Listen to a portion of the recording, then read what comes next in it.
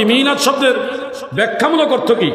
ব্যাখ্যামূলক অর্থ হলো রাসূল করিম সাল্লাল্লাহু আলাইহি ওয়াসাল্লাম যেই সময়ে বেলাদাত মুবারক হয়েছেন, যে সময় নবীজির জন্ম মুবারক হয়েছেন, শুভাগমন হয়েছেন, ওই সময় সম্পর্কে যে বিশেষ বিশেষ ঘটনাগুলি বিভিন্ন হাদিস শরীফে এসছে, সেই ঘটনাগুলি আপনাদের সামনে যদি কোথাও বর্ণনা করে, নবীজির জন্মকালীন সেই সময়ের ঘটনাগুলি, বিশেষ অলৌকিক ঘটনাগুলি যদি কোনো মজলিসে বর্ণনা করে, কোনো মাহফিলে বর্ণনা করে, ওই মাহফিলটাকে বলা হয় মিলাদের মাহফিল।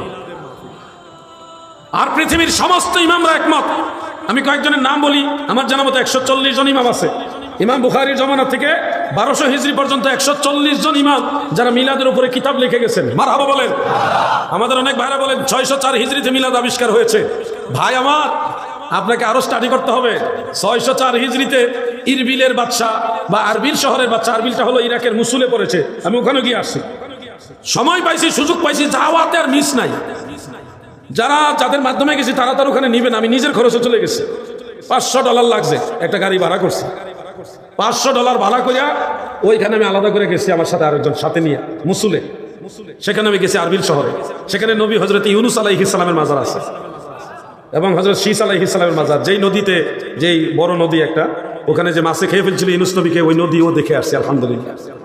প্রিয় ভাইয়েরা আমার, ইরাকের আরবিল শহর বা ইরবিল শহরে বাদশাহ মুজাফফরউদ্দিন কাউকাবারি তিনি রাষ্ট্রীয়ভাবে, রাষ্ট্রীয় আয়োজনে 604 হিজরিতে হাফিজুল হাদিস ইমাম আবুল খাত্তাব ইবনে দাহিয়া রাহমাতুল্লাহ আলাইহির উপস্থিতিতে, অন্যান্য অসংখ্য ওলামায়ে কেরামের উপস্থিতিতে রাষ্ট্রীয় পর্যায়ে মিলাদুন নবী করেছিলেন সর্বপ্রথম।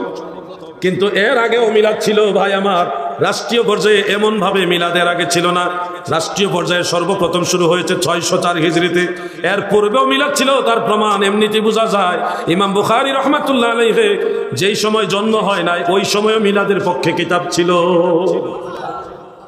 আমার কাছে আছে কিতাবগুলি, আমার কাছে আছে, অনেক কষ্ট করে সংগ্রহ করেছি, জীবনে আর কিছু পারিনি, কিন্তু সারা ওয়ার্ল্ডের দুর্লভ দুষ্প্রাপ্য কিতাবগুলি আমি সংগ্রহ করে নিয়ে আসছি আলহামদুলিল্লাহ।